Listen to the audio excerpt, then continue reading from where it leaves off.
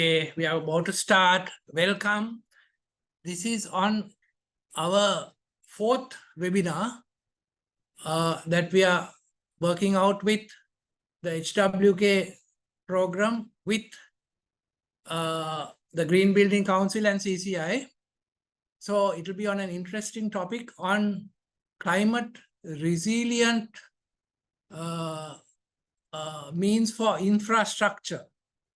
And we will start off, and I would hand over the opening address to architect, our president of the CCI, architect Jayantha Parra. Kindly speak to us, please. Thank you, Lal. Thank you very much. Good evening, everybody. Madam Lisa Benz, our presenter today from Germany, welcome you. Board of Directors of CCISL, Council members of CCISL, invitees, ladies and gentlemen. As President of CCISL, it's my great pleasure and honor to welcome you on behalf of the Board of Directors of CCISL for today's webinar on climate resilient infrastructure development, which is organized by the Chamber of Construction Industry Sri Lanka in collaboration with HWK Germany. As you all know, the construction industry is in a very bad shape today due to the economic crisis. And the subject that we are going to discuss will definitely help in the revival of our industry in the context of infrastructure development, considering climate resilient methodologies, which are vital in present movement of sustainable construction, which is a must and not an option. So on behalf of the CCISL, I warmly welcome all of you who are connected with us today. I wish also to thank our sponsors of today's event, Federal Ministry of Economic Cooperation and Development of Germany. I would like to conclude my short introduction and invite our expert, presenter, Madam Lisa Benz, who is an energy efficiency expert and a certified assessor for sustainable buildings, attached to the Southern Haze, Germany. I request the audience to stay on to get this wonderful experience on the climate resilient infrastructure development. I wish everyone a successful and a fruitful event. Thank you. Yeah, thank you for the introduction words. I will share my screen. A moment, please. So,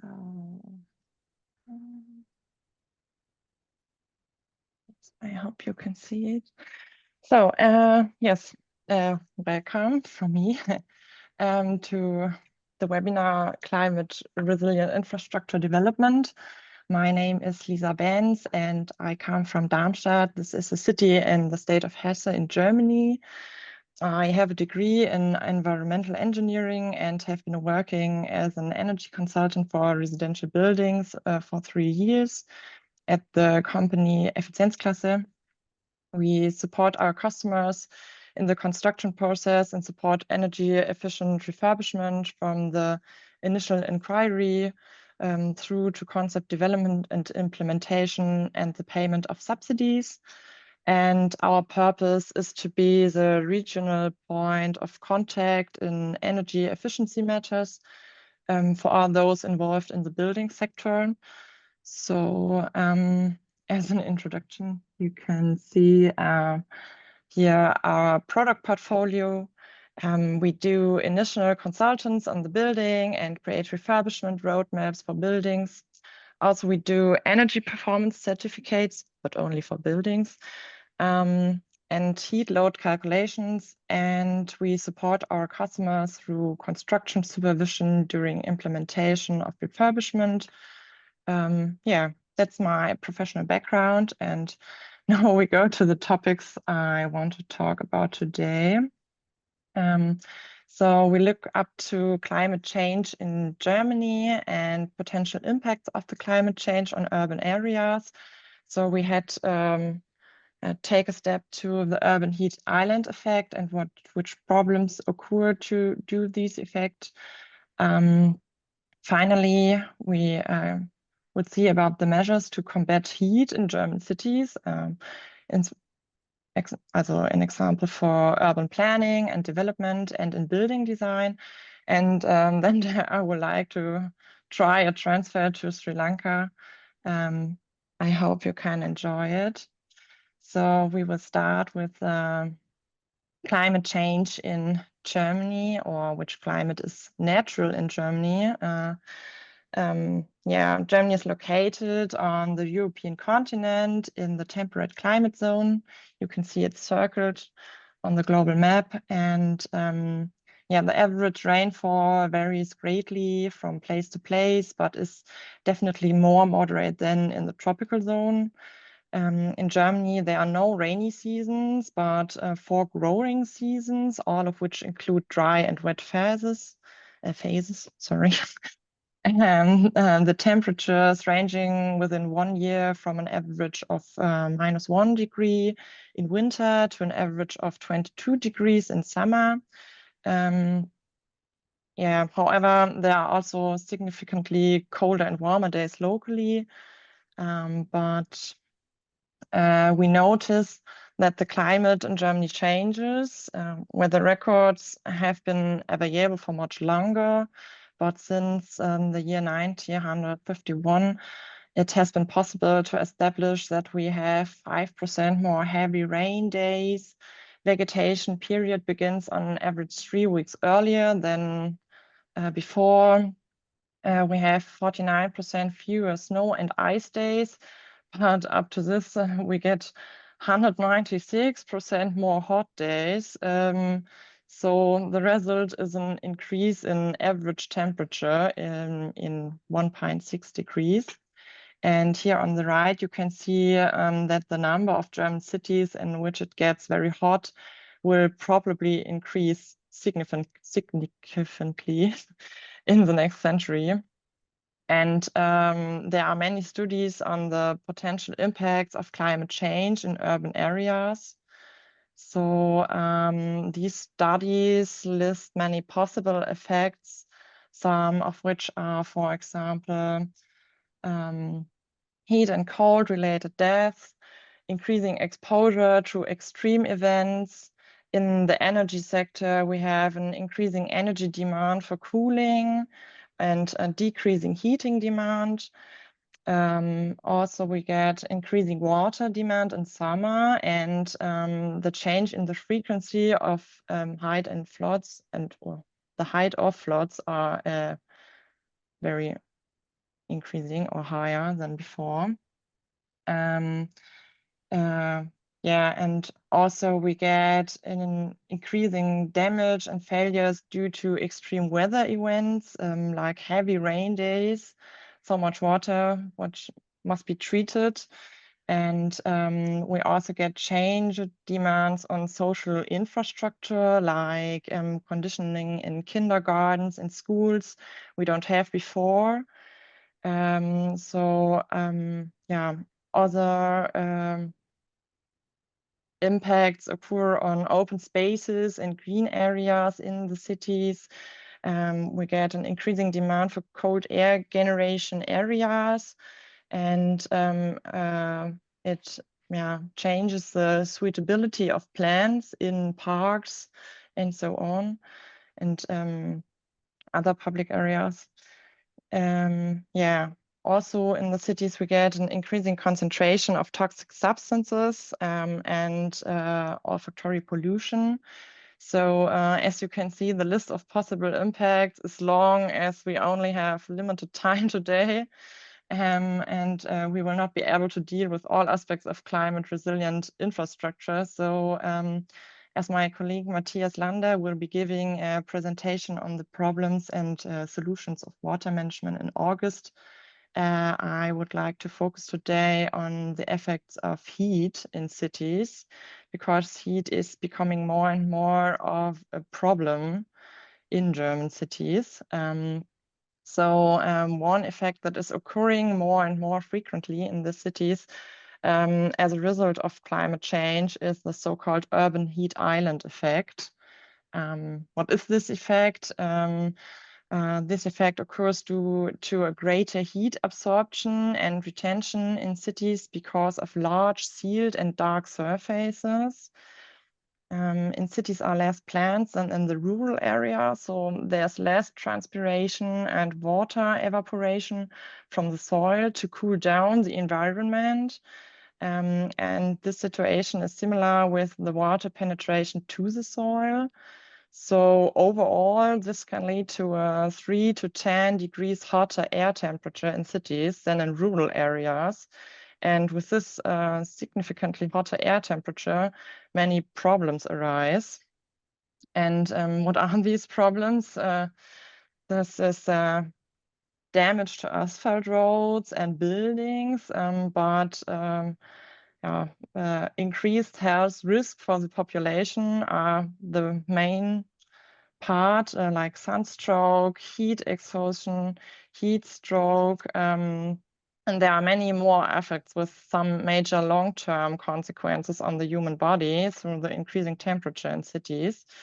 So this is dangerous, mostly for high, especially for people with higher susceptibility, such as older people, children, pregnant women, people who are being treated with medication, or people who are working outside.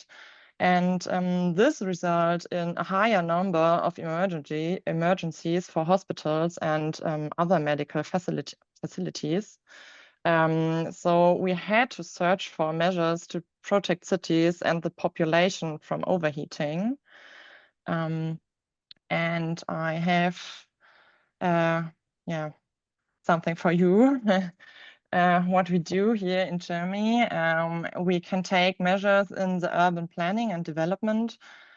So we should considerate green spaces in urban planning, because intact green spaces provide cooling. You can see this effect on the photo right on the top with the thermographic camera. Through photosynthesis and the associated evaporation of water, plants create a cooler microclimate than sealed areas or vegetated areas. Yes, and that's why urban planning in German cities take care to create areas for the public to spend time in and unsealing unused areas, such as gaps in road traffic areas, which you can see on the photo in the right in Darmstadt, the city where I'm living. According to the climate resilient urban planning, the city park and other public areas should ideally be planted with species that are as heat resistant as possible, so they can live longer, and we don't have to bring much water to these plants in the summer. One example I've brought you is a photo from Darmstadt. The photos show the part of the campus of the Technical University. Here, the urban planners placed great emphasis on greening the spaces between as much as possible. Unfortunately, the construction site for the tram stop in this photo has only recently been completed, which is why not all the plants can fulfill their purpose yet or today. It will certainly look much greener here in the picture on the right in the future when the planting has settled in, we would say. Yeah, and what we can also do, in addition to the possibilities offered by urban planning, there are also measures that can be taken directly on the building to avoid heat. So one possibility is to greening roofs and building facades. That creates also a healthy microclimate around the building, offers shade, and combats overheating the surfaces. Dark surfaces should also be avoided, so overheating can't occur. These pictures show the so-called Hundertwasserhaus in Darmstadt, what means literally translated in English, 100 water house. Hundertwasser was an Austrian artist who was actively involved in architecture and environmental protection, and therefore also played a leading role in the design of this residential complex. The building contains 105 residential units, and the locals in Darmstadt are very proud of this enchanted monument. So yeah, back to the topic, back to the matters of heat protection. Another possibility is to use roller shutters, shading from outside. So you can see it on the picture on the left. Due to internal shading, the heat can come through the window panes over a longer period of time. So the real protection against heat can only be achieved when we use external shading, as you can see on the photo or the picture on the right side. As a result, the sun's rays and the associated heat are shielded from the outside even before they reach the window glass. So we get cooler temperature in the rooms and don't overheat the rooms. So we must take care of cooling them. This is a natural art of cooling, or to protect the rooms for overheating. Another possibility is to use thermal insulation. Thermal insulation is important, especially for rooms directly under the roof. As you can see in the illustration on the left side, the insulated roof is bad in winter because it gets cold, and in summer it gets very hot. So thermal insulation is not only there to keep the heat in the house in winter, but also to keep the heat out in summer. It is therefore always advisable to use thermal insulation that is also suitable for heat protection, such as the wood fibre shown in the photo on the right. The photo was taken on a construction site of a customer I currently supporting, and the purpose of the measure was to renovate the roof to make it more energy efficient, so that the rooms can be kept at good temperature all year round. And the customer then opted for wood fibre insulation because, in addition to the insulating effect, it also ensures a pleasant indoor climate. Yeah, these are the measures we can do or do since years in Germany, and it gets very important for the future. And yeah, so now we can try to transfer what the measures for heat protection in cities in Sri Lanka could look like. Yeah, in Sri Lanka, we get a natural climatic difference to Germany, which is not too little, as you ask me. Yeah, we have a distinct rainy season in Sri Lanka with larger amounts of precipitation than in Germany. We have a tropical climate, which means higher average daily temperatures, higher humidity. The temperatures are relatively constant about the year. Yeah, plants can grow almost all year round, unlike here in Germany in winter when trees lose their leaves to save energy for the next growing season. So it's possible to adapt building designs for summer heat insulation and greening of buildings in urban areas, and yeah, to prevent overheating. and preserve the natural climate. And I'm sure that this is already an issue in your country. And unfortunately, I'm absolutely no expert on what measures are already being taken in the cities of Sri Lanka, but I can imagine that the measures are, or here in Germany, could also work well in your climatic latitude. Yeah, so the measures can look like similar to those in Germany.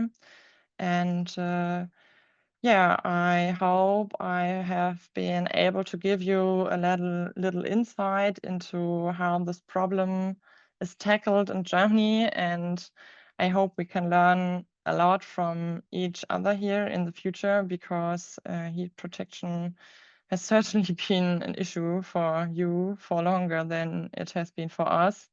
And it will accompany us all in the future very well. I think so. And yeah, I thank you for your attention. I rushed through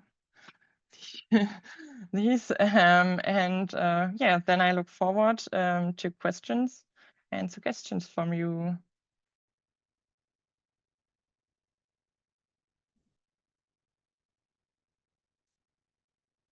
Yes, we will look forward to questions from the audience and chat box questions.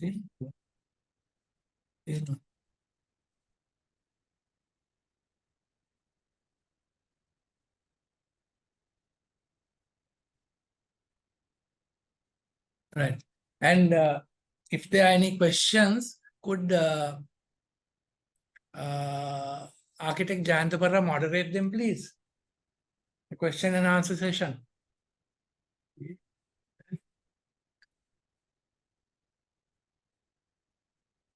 I can.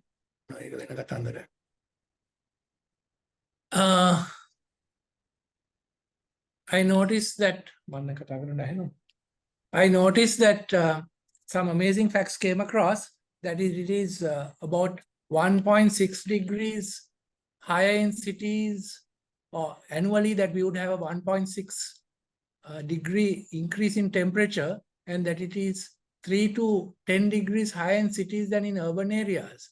So I guess this urban heat island effect that you speak of, Lisa, would have to be looked into by urban planners.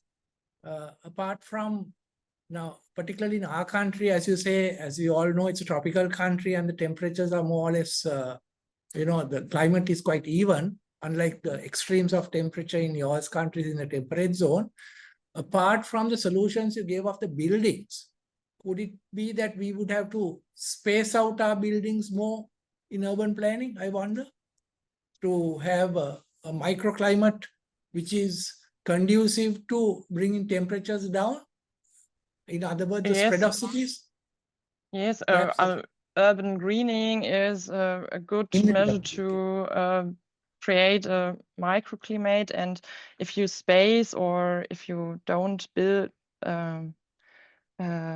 yeah, don't try to make the buildings as near as possible to each other, or it's better to space it, because you have more air that can flood these areas and can yeah, take the heat with it. So you don't have this heat island effect, which means that the heat is spotted on the city, and you have like a couple on the city where the heat can flew or degrade, as yes. And so space between buildings, screening on buildings are very important to take care of the microclimate and have a handle on temperature and yeah, air humidity, which is also a good point, because humidity make you feel, high humidity make it feel hotter than a less humidity. I think this effect occurs more in Sri Lanka than Germany. But yeah, I think your country are much longer handle these problems than we, or our yeah, don't know how to say, our heat protection begins since a few years. Oh, there's Another alarming fact that there is a greater water demand. When there is heat within the city, there's more water demand, isn't there? yes, That's the more water demand, and also what occurs with the climate change is the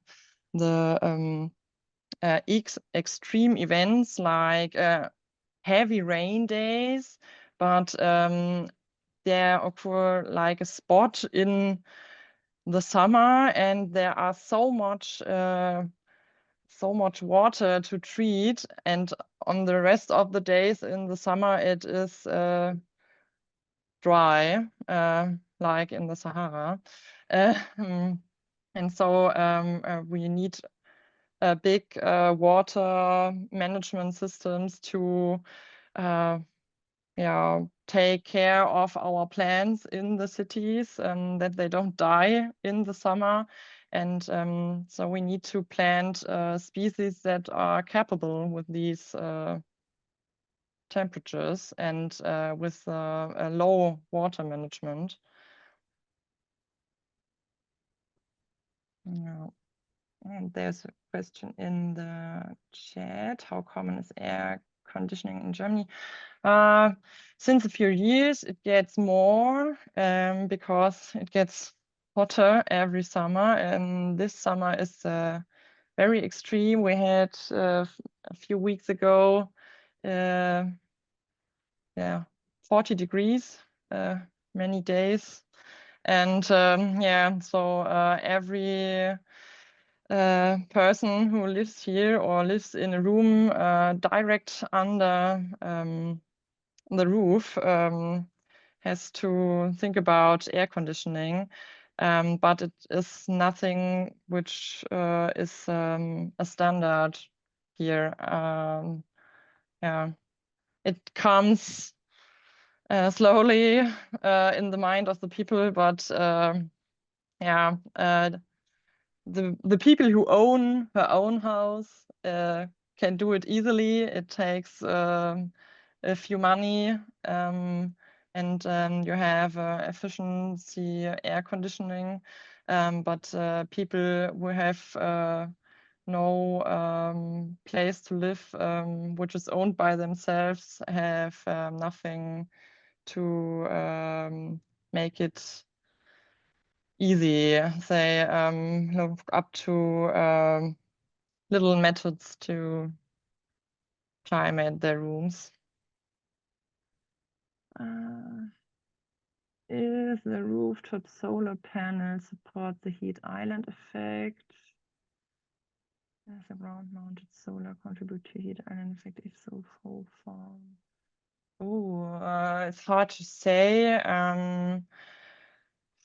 No, I don't think so that that is supporting the overheating when you have solar panels on the rooftop. But you should know that the panels have to install that air can fluid through and under the panels, so the heat can be taken from this space. And you should avoid dark surfaces around these panels to avoid overheating. But I think there are actually no studies who are taken to this or repeat to this effect, so I can't say if it's right. So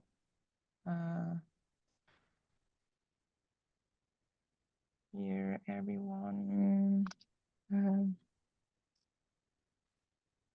So I think Rohan webinar contacts us, you can unmute you if you Yeah. would like to ask a Because question. what I see in our countries, now you all have the two extremes of insulation against heat and against cold. Whereas ours is more issue of, I think of cool air running through as ventilation. Because heat and such relative humidity is generally at a certain level. We need, in our country, what we require is more ventilation going through the buildings to cool things. Yes, and you have to recognize or to know that every measure what provides support that the heat are not going through the building and go into the rooms is a passive method or measure to cooling, because you don't need active energy to do this. And every degree what is not go into our rooms don't have to be cooled. So yeah, in Germany, we a long time talked about thermal insulation in the winter to make our houses warmer, and we don't need so much heat energy. And we see in future it will be hotter and hotter, so winter is not the problem. So we should take care of thermal insulation who can protect us from the cold in winter and the heat in summer. Yeah, that's the problems we struggle in here. Oh, there's no. Draw your attention to the next question, which is quite interesting, about materials. Oh, yeah. How common is it? Oh, I don't think my my chat is actual. What is the next question here? Shall I read it out for you? To have climate resilient infrastructure. Does that mean? I have to loop buying traditional building materials. Yeah, materials are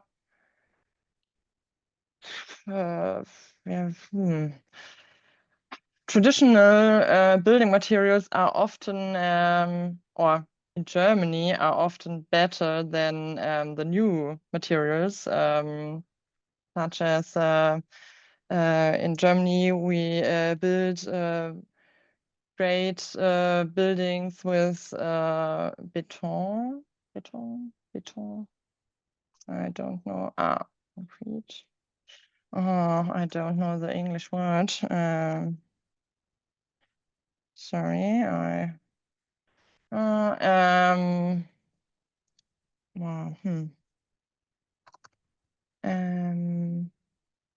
it is concrete. Thank you. The text helps me. Yeah, we built many buildings with concrete, and such overheating or don't protect us very well from hot and cold, because this material has not good insulation effects. And when we take traditional building materials like wood fiber, like my customer did, this is an old material what co-workers or workers use since many hundred years. Wood is a very old building material. This is often better for climate, for thermal insulation as our newer materials, and it makes a climate in the room which is pleasant. So yeah, I don't think. Oh yeah, the chat is here. take care of this. How is the screen rating tools?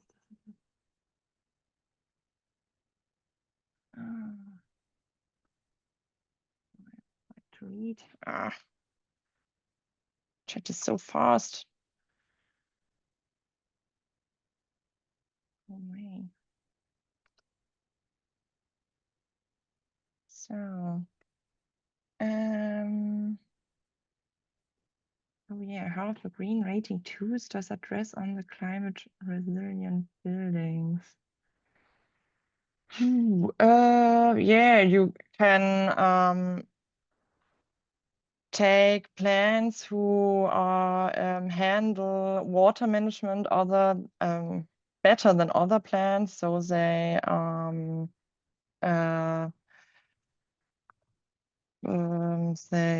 kept the water in or keep the water in the soil they get planted, and they do evaporation, so we get cooler air around the building, so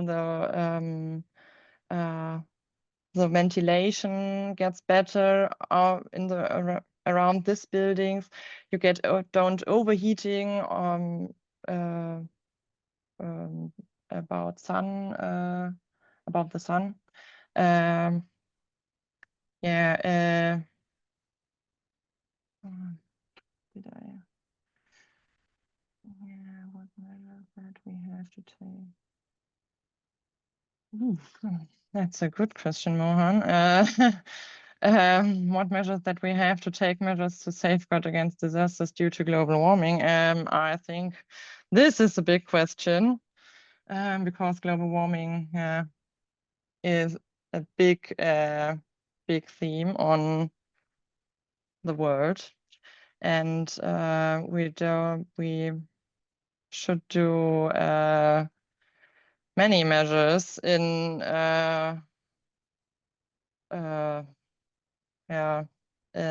every sector, in the energy sector, in the building sector, in the water management sector, to save us or to save our cities due to the impact of the global warming. Heavy weather events are occurring oftenly, and it's not only the heat that is the problem, so there are many problems we get to combat, and they had to they had to be connected to each other, I think so. So our urban planners or development planners should be recognize this and informed by this. Do rooftop and on ground solar panels affect heat island? Consider around. I think we get this question on the start of the questions. I don't think so. There are no studies that can relate to this, but it has not to be that this is true. So I don't have the answer for this. Question is about Sri Lanka. Excuse me, I don't understand. Next question is on Sri Lanka. The next Ah. question. Next question is the UAE effect of Sri Lanka is due to the policy and planning regulation issue. For an example, Colombo City is closer to the sea and the natural cooling effect is not being utilized correctly. And it's because most of the high rises are allowed to construct on the sea, from which now acts as a barrier for natural wind flow pattern. And it's a planning issue. Yeah, definitely a planning issue than it is in our cities. we have cities with complete different situations. So the planning should be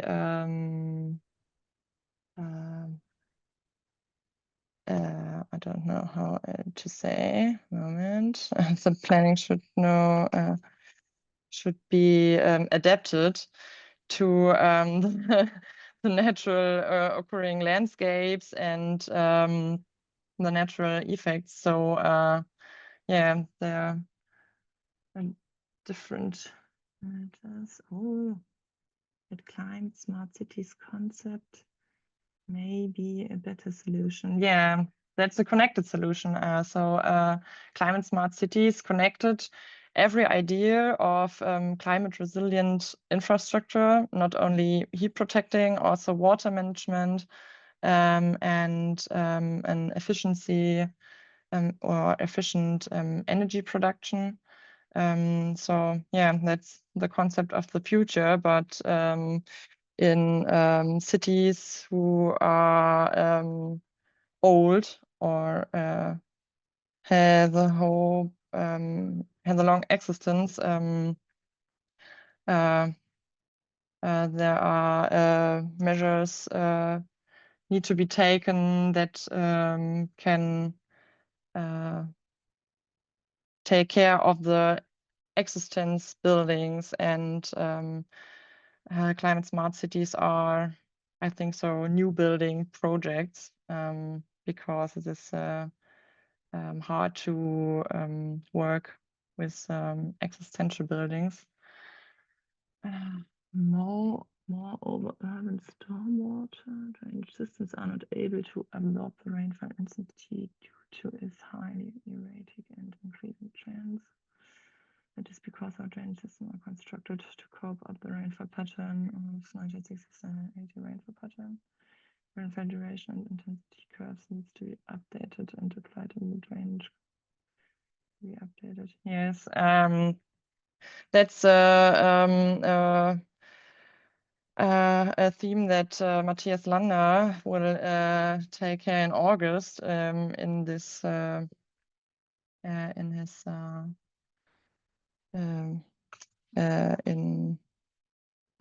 in his presentation. And so yeah, in Germany it is also the same problem. Our water management systems are planned in very long times ago, and they are very old. Drainage system and rainfall pattern.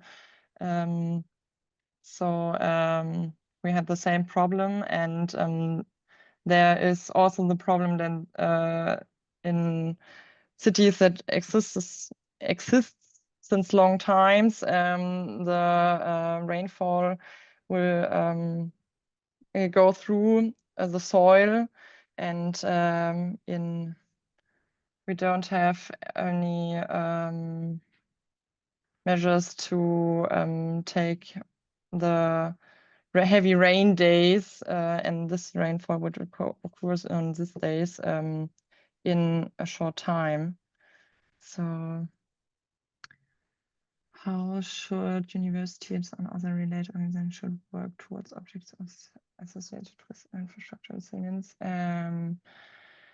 I think they can do studies or take care of recommendations because they are very, very important experts in these universities, and I think we should connect these people worldwide, because everyone has these problems, and we could learn big or very, very we could learn from each other, and this will be very helpful for everyone. Yeah. Okay. Right. May I comment now?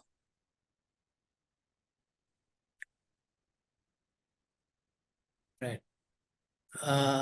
Lisa, I'll make some comments.